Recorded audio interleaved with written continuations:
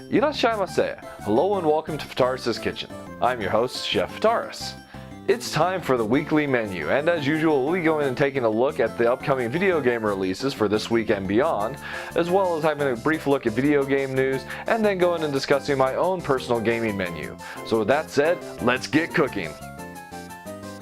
This week sees a busy Tuesday with a good bit of variety to the titles on offer. There are two big AAA titles going and releasing this week. Far Cry Primal, basically Far Cry set in prehistoric time, and then Plants vs. Zombies Garden Warfare 2.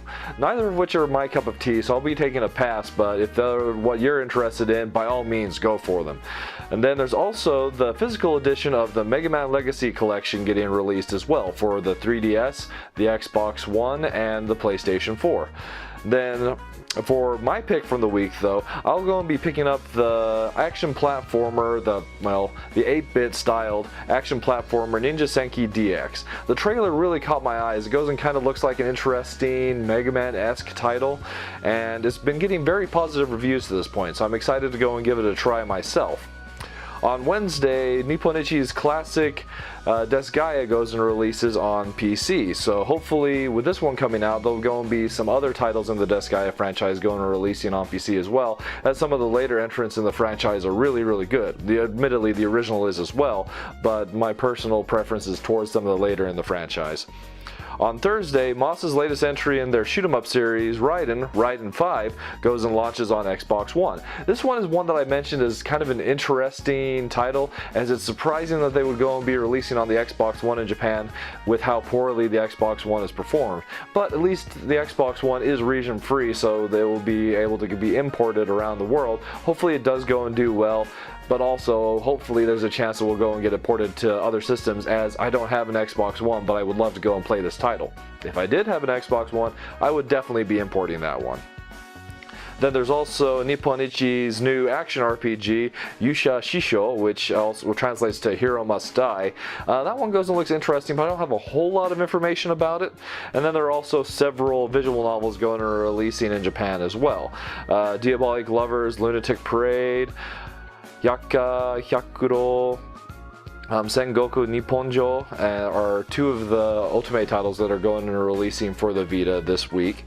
And then Saturday, marking the 20th anniversary of the Pokemon series, Nintendo is going and releasing virtual console versions of the original Pokemon Red, Blue, and Yellow for the 3DS. So if you're wanting to go and get your nostalgia in, or if you have never played the original ones and you have a 3DS and you want to go and experience those, you'll have that option come Saturday. Looking forward, the next couple of weeks are light for the immediate time being. There's not a whole lot on the schedule yet that's really caught my eye, but there are a couple big titles going and coming up. Next week, on Friday, we go and see the release of The Legend of Zelda Twilight Princess HD for the Wii U.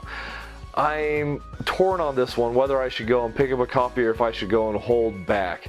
It would be nice to go and play it in HD and not have to go and worry about the waggle physics of the controller, but at the same time, it doesn't feel like it was that long ago that I went and played the original Twilight Princess, so I'm mixed on that one.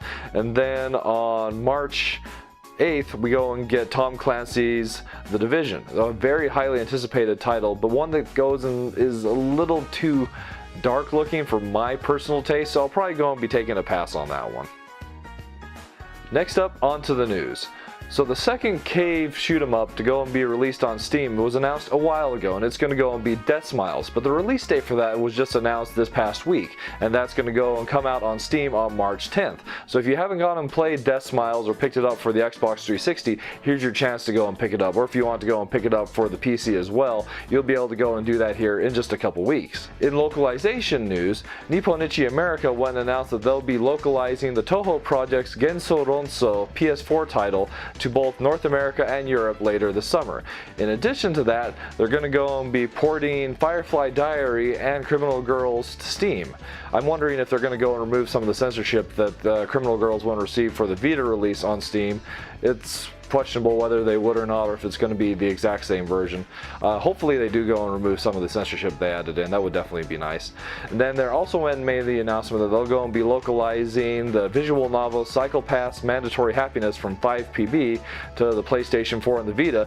Interestingly enough, not the Xbox One version, but they'll be localizing that visual novel later this year. Fall 2016 is when they go and have it dated. So there's definitely some exciting news, especially if you're interested in both visual novels and shoot 'em ups, so look forward to those.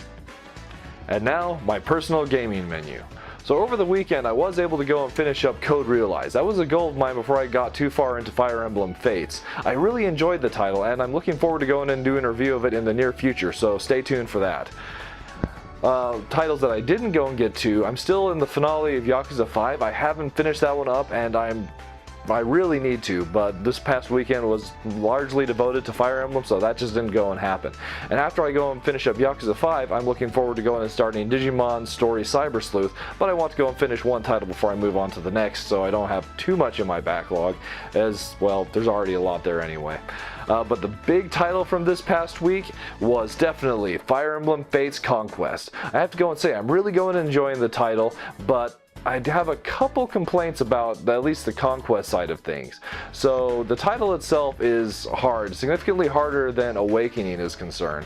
And what's interesting about Conquest is a lot of the ways that you can go and possibly advance your characters that are available in Birthright are simply closed off to you in Conquest. That's a really odd choice, because you're going and experiencing two different sides of the stories, but they're also going and making one version significantly harder than the other. It would have been fine if that had been an option to go and turn on a harder difficulty with those particular settings yourself, rather than going and having it forced on you. And so that's going and tempering a little bit of my enjoyment of the title, which is disappointing. But that said, I'm still going and having a lot of fun with it. But being as hard as it is, and the inability to go and level up your characters any other way besides the battles, I've unfortunately had to go and drop the difficulty from the usual classic difficulty to the casual difficulty. So if my characters go and die in battle, it's not permadeath. I feel a little bit, well, bad that I had to go and take that step, but for my enjoyment of the game, I think it was a really necessary step to go and make. In addition to that, I'm also going and playing a lot of Crypt of the Necrodancer now that it's been released on the PlayStation 4 and the Vita, and I'm having a really good time with it, and I'm getting a little bit better bit by bit, but I still have a long ways to go with that one. I've also been continuing my Battletoads and Battlemaniac speedrun practice, and I've definitely gone and been able to set a couple times that I've been really pleased with, and I've even been able to go and submit some to speedruns.com, so if you're interested you can go and check out speedrun.com and see where my score currently is. It might go and change, but I'm proud of the time that I've gone and set, but I know I can go and do better, so I'm going to go and keep trying. I also went and got some imports recently that I'm hoping to go and try out as well. I've gone and started Konkore Kai, but I haven't been able to go and put enough time into it to be able to go and form a complete opinion of it, but I will go and do a video on it when I have. And then in addition to that, I also went and picked up Valkyrie Drive Bikini, so I'm looking forward to going and playing that one as well. And then the big thing that I'm going to go and be looking forward to this weekend in particular, Saturday is the 20th anniversary of the Pokemon franchise. So that being the case, I'm going to go and celebrate by going and streaming my first Pokemon game on Twitch. So by all means, please come by and join me this Saturday for some Pokemon Ruby. I'm looking forward to going and playing it, and I hope you're looking forward to coming and joining me as well. Once again, I want to go and thank you so much for coming out and joining me for the weekly gaming menu.